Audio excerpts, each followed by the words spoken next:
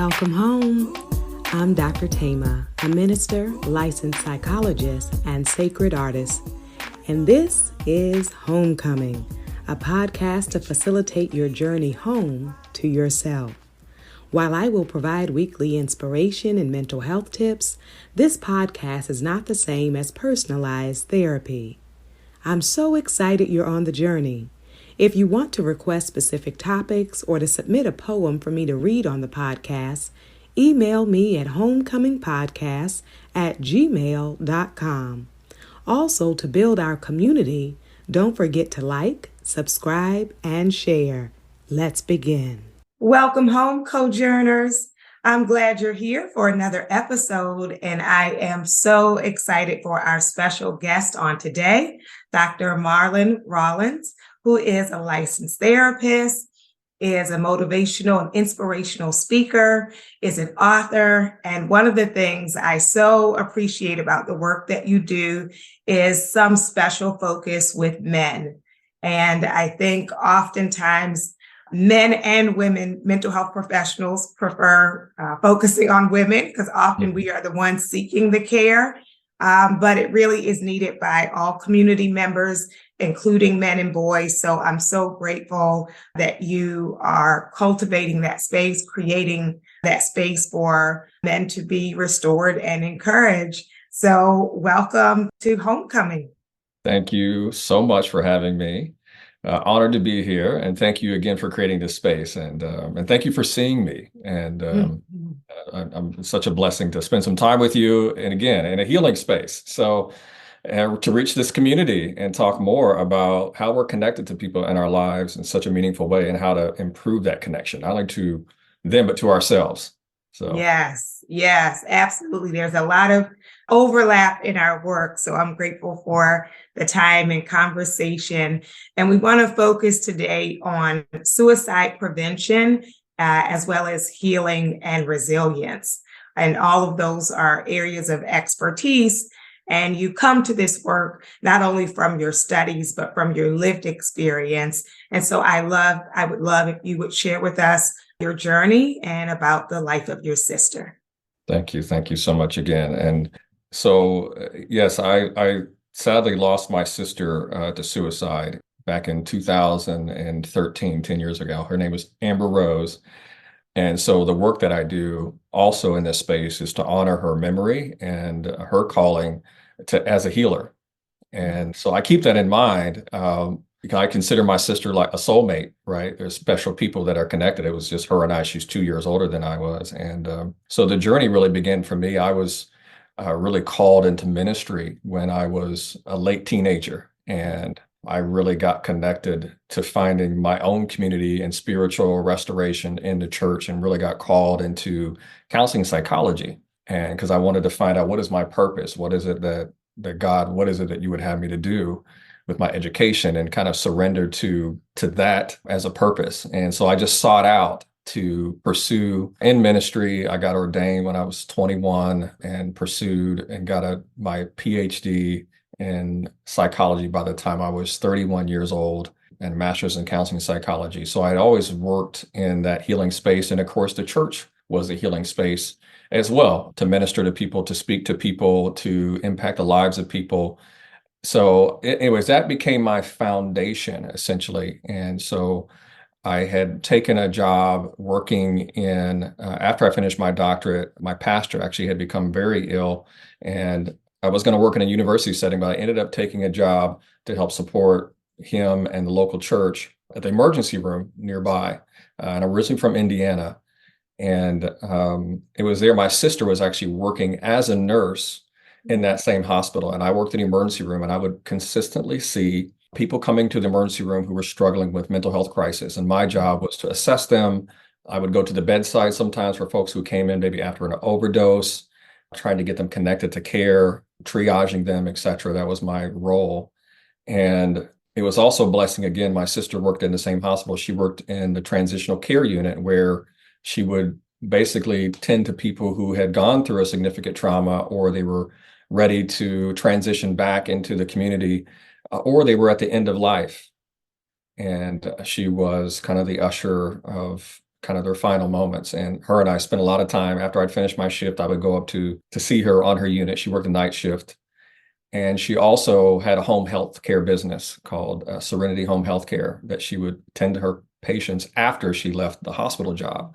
And so it was really a big deal for her to be in this role. And we always talked about as kids as we were going to make it and we were going to make a difference. We had a struggle, coming up, like many do. So we believed, we had made it, we're going to combine our powers and I'm going to be the therapist and she's going to be the nurse and we're going to partner up to help people. And so it just felt like being that brother and sister, team again. And I later took a job, and she shared a little bit with me at that time that she was struggling, in a marriage and also struggling with her own mental health. And I was like, you should really see a psychiatrist or a psychologist, specifically a psychiatrist. And I was taught, like in the field, you don't diagnose your family members, right? Don't. So I was like, I see something's off, and I'm just concerned, and I think you should, here's what you can do to get some help. And so I later took another job, a bigger role as a director of operations. I'm also working as an executive in healthcare programs here in California. But at that time, I took over as a director of operations for a crisis department for a psychiatric hospital in Indianapolis, Indiana. And a few years into that job, my sister, I got a call one day and she was just in her own mental health crisis. And I could hear clearly that her, rapid speech, some delusions, and I knew that she was in trouble just based on my own clinical experience and saying, okay, my sister's in trouble. So I went and got her and I, got her admitted to a hospital, which is the one I was actually overseeing at the time. And through that process, she discovered that she was struggling with an opiate addiction. She tested positive for opiates. And as a nurse, that's a big no-no in the industry. So unfortunately, that caused her to be in a position where her nursing license was suspended and she had to go on probation and go through treatment to get her license back. So obviously it was very devastating for her because it was how she lived and how she identified. She even had the nursing license plate. She also had a younger daughter who was 13 years old at the time. And that was also the most important person in her life. And she was also trying to get out of this marriage that she was in. So again, at this point, it seemed as life was kind of cascading in on her and kind of crumbling. And as a brother, I was trying to do everything I could to support her. But also, she's my older sister. So it was a little bit of that, you can't tell me what to do, right? Because my sister was strong. She was, forced to be reckoned with. But again, my journey was, by the end of that year, she ended up ending her life on December 31st, 2013. It was an absolute tragedy for her, her daughter, myself, our family. And I went from, now tending to my own wounds and also the guilt of, I'm supposed to be a therapist, how come I couldn't stop this? And also now I'm utilizing my sister to try to plan her funeral, right? As a minister within, a month. So it was this heavy burden and the grief was just palatable and I couldn't get away because I worked in the field. And I started to look at her case more like clinically as a way for me to cope, even though my heart was broken. Yeah. And I just began to see all these fissures in the healthcare system and access and the stigma that went around having a mental health diagnosis or having an addiction disorder that she made this decision to end her life in the state of depression. So that really provoked me further to find opportunities where I could work within bigger healthcare systems because I also identified a lot of barriers for her just getting the help that she needed. Like it was hard for her to get the help after she was seen to have a problem. Now we've got somebody who was a great nurse because she had a struggle and it wasn't easy for her to get the help. And just the psychology of kind of the self-deprecating talk, not feeling strong enough. I read through some of her clinical notes later, feeling like she was weak, that kind of stuff. But she was other than that, she was the brightest person in the room, beautiful smile, beautiful person. Everybody loved to be around her. She inspired so many other people. So it was devastating to see her going like this. Thank you so much for sharing her light with us and giving the fullness, a fuller story. I think often in the aftermath of suicide, that becomes like the single note of the person. Yeah. And so, wonderful to hear about her strength and dreams and you all together, and how you can be working toward your dreams and still struggling, right? Yes. So, and naming those different aspects of life, whether relational, professional, health wise. Mhm. And a big piece of it is breaking the silence and breaking the shame and the stigma. And then in the aftermath, describing this feeling of guilt or wishing you could have figured out something to do, Yeah. right? So, talk some then about the healing for the friends and family members. And I know people heal and cope differently. Mhm. And you're absolutely right. Everybody's journey is a little bit different. And with suicide death in particular, and we've had some in the community as of recent years as we've seen suicide rates go up. So it has really hit me heavier. It's been a subject that I could not avoid. Mhm. And because I was in a space of working in crisis departments, it was a word that even just hearing it, I was shaken in my soul to tears at times. And what I learned to do is that I had to talk about it. I had to tell the story. I, went to counseling myself. I realized that just holding on that hurt in my heart and trying to fix it as if I did something wrong or whatever wasn't the full answer. I had to speak about it. I had to speak my truth. I had to speak about the pain. And then as I spoke, I found that other people also would say, I've never talked about this death. Like when somebody dies by cancer, we say this happens and we have this conversation. But when somebody dies by suicide, it becomes this great shame Yeah. and secret and the guilt. And you're angry at the person that you love for ending their life at the same time. Mhm. So that became more transformative for me to find ways to have this dialogue. Um, and it gave me a lot of feedback to recognize that I was helping to heal other people by allowing them to find safe space with me to talk about it. Mhm. And I wrote a book called Healing the Impoverished Mind. Mhm. And I tell in detail about her story. Obviously, her daughter was traumatically impacted. She was the first witness to her death. And at 13 years old, she's 23 years old, and she just had a daughter last year who's beautiful, who's named after her mother. Ah, To beautiful. be to usher her also on a journey when she has had struggles Mhm. and I know my sister's like, you watch out for my daughter, right? So that was the Mhm. most important person. So being a steward of her journey still is really what has allowed me to heal and Mhm. add on to I think allowing other people, creating better spaces, better treatment centers, better hospitals, right? Recognizing that the people who walk through those doors are someone's daughter, somebody's mom, somebody's brother, somebody's sister, and to give that to the other caretakers and recognizing this is what we're here to do, to be called together in this space to help make sure that we're providing the best care for individuals when otherwise they may not have access to it, or this might be the one chance that they have to turn things around. So that's been, I think, where I now see being elevated to Mhm. is to make a greater impact on people's lives. And where maybe, if I feel as if I missed something with my sister, what I can do is honor her and the work that I continue to do day to day. Mhm. So glad that you continue to honor her, and congratulations on her granddaughter Yeah, being born. How yeah, lovely. beautiful. I wonder about, and I'm sure there's pros and cons, or there's just nuance to it.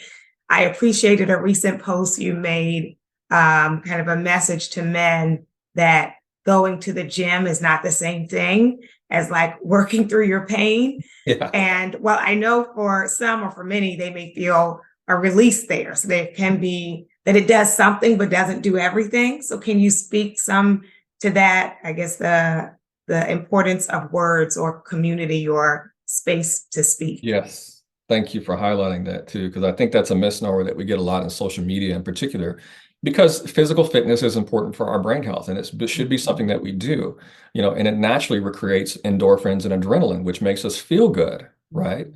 So That's a physical feeling that we're biologically designed to do. What happens is because we many times, especially men, have not found or been allowed to, because of social stigma, culture, or even taught to how to express painful emotions, Mm. right? Well, in order to deal with emotional and psychological pain and difficulty, we have to express in that same way, which can be uncomfortable.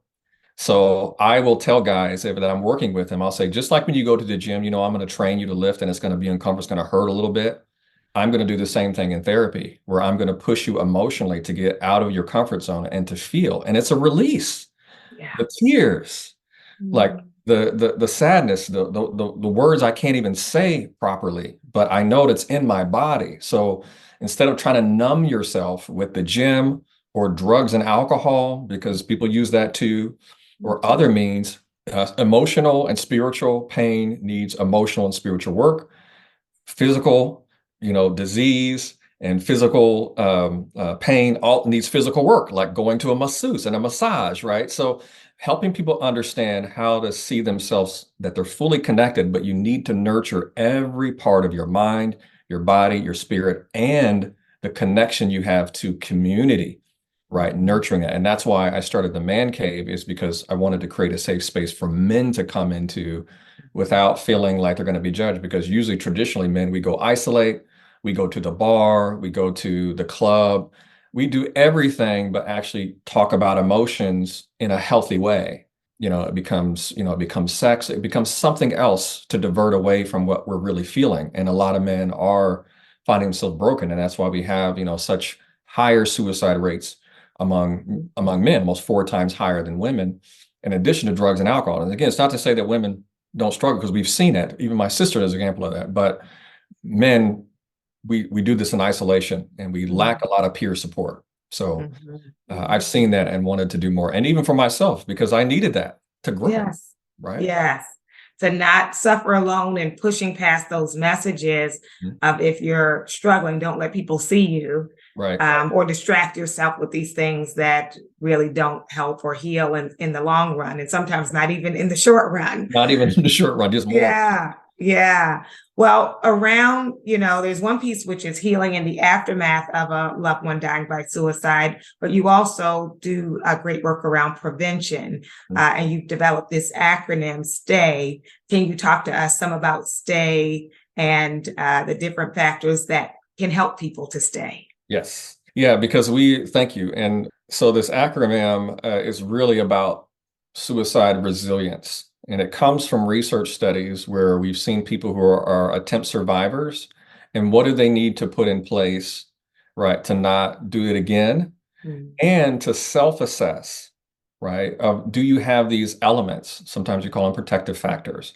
But under the lens of suicide resilience, it's the notion, if I'm able to establish these things, I can better withstand the hardships of life if these things are in place. So the acronym STAY is 2 S's. The first S is spiritual faith, your spiritual belief. Having connection to spiritual health and well-being is so critical. You might call it religiosity. Like when you look at older Black women in particular, this is a research study done, women who were above 70 compared to older white men. Black women in that group had stronger religiosity, spiritual belief, which they had one of the lowest rates of suicide, right? So it's not just based on the fact that they're a female and they're Black, it's because of how they experience their world and their connection spiritually. So spiritual belief is the first one. Having that at some fundamental basis, the stronger that is, the better you are going to be protected, the more resilient you are to deal with hardships. Second one, sobriety, like being sober, right? Staying drug and alcohol free. If I don't know how many times I saw people come in the emergency room or otherwise in treatment centers, the riskiness of the inhibitions that drop because you're using drugs and alcohol, right? Depression, anxiety. When you're sober, your mind is healthy. You have better judgments, right? You talk about impulsivity when it comes to suicide. Well, I've seen many people make an attempt or end their lives in impulsive moments, and drugs and alcohol are involved. Mm. So staying sober. The T, togetherness. It's so important to have community and feel you're with other people. Like when we talk about other at-risk groups, like the LGBTQ community, when they find community and they feel like they're together with community, they're better protected. When any group, indigenous, you name it, when you have a sense of community, I'm connected to these people for whatever common, you can find it in church. To be connected to something, you could find it in a men's group, wherever it is, I'm together, I'm a part of this. The other A stands for attachment. Okay. And that means I'm connected to something, like I'm connected to somebody. My life has meaning. It could be a pet. Like I've seen people say, oh, I can't die because my cat or my dog. My just having, and I don't mean we've kind of made attachment like a terrible thing. In this context, I'm talking about that versus isolation, because we know that when somebody isolates away and they're unattached, that's dangerous. So when you attach, you have some sense of connectivity, accountability in that. And lastly, the A is access to help. And getting access are states that have better concentrations of mental health, therapist access. You'll see lower rates of suicide because I can access the help that I need. But where you're somewhere you're isolated, let's say the state of Alaska, for instance, where there's not much help there, right? We see higher suicide rates there because there's not enough help there. So wherever we see barriers to getting help, it makes it harder for people to, let's say, prevent suicide. But so, that's why the 988 number is so important. So you can call and pick up 988 and dial that number. You can remember it. Getting an appointment with a therapist, getting online now with telehelp. So those kind of things, making sure that you have a full plan of the spiritual health, your sobriety, togetherness, attachment, and access to help. Putting those place will make you more suicide resilient, and you can self-assess. Like again, if I stand just next to my sister, she in that moment, my spiritual faith was very strong. We both went through the same stuff as kids, and let alone the stigma of mental health and having disease and other shames. And I share a lot in my book more about my own struggles, my own shame, and being bold enough to talk about it and find it connected. But it's when we hide away and we hide our truth that because we're ashamed, we believe that our life doesn't have value. And this is where I would say that I really, really am so grateful for the message that you communicate out, because the struggle that I see most now is that people don't value themselves, that negative self-talk for our youth, getting bullied, saying you should kill yourself, saying messages like that, or I'm not good enough, or I don't love myself, I don't belong. Whenever you have communities of people who feel those things, that their life doesn't have value, they're more at risk.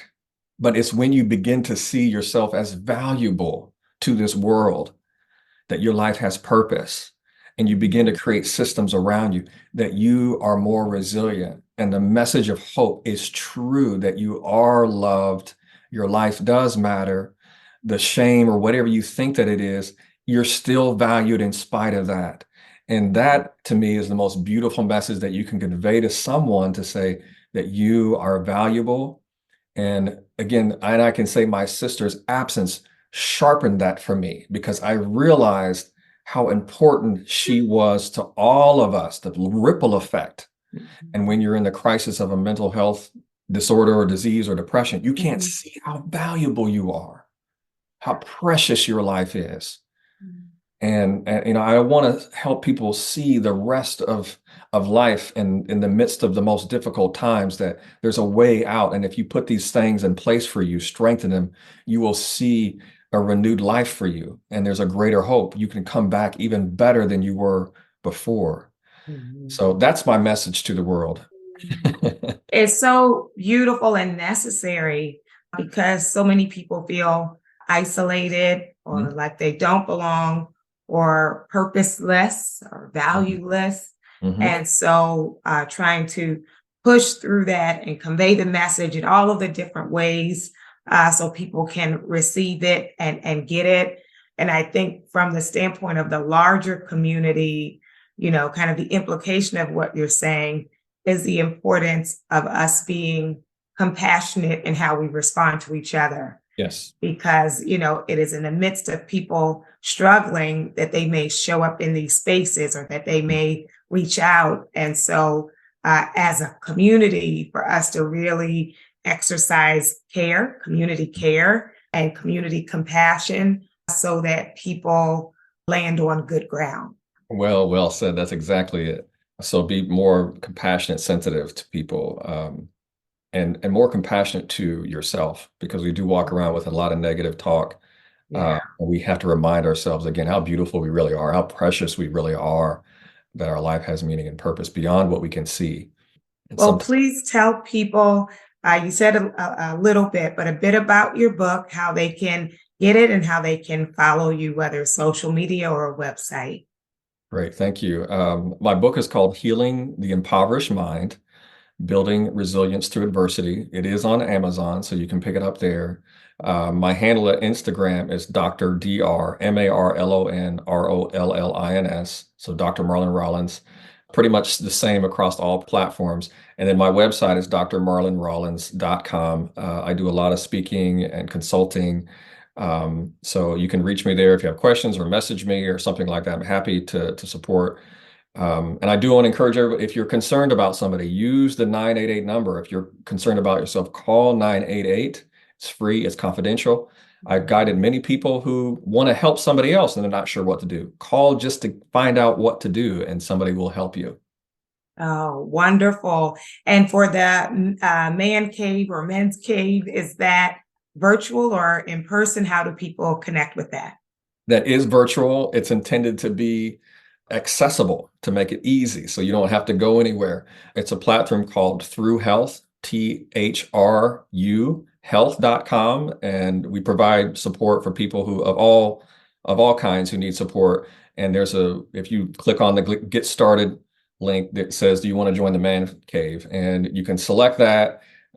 You'll have a call from me and we'll talk through, and then we'll get you invited. We're doing right now these sessions for just $25 a session. That's Again, we wanted to make it easy. $25 a session for 4 sessions to join the Man Cave. And I'll be there as well as other men in all phases of life talking about the difficulties that they're in and emerging stronger. So again, I want to invite that to the men out there who need some support, just want to talk through some issues. Well, thank you for joining us on today and for all that you do. And for those who are listening, I hope that you will be mindful to look out for each other, but also check in with yourself and access the resources that are available.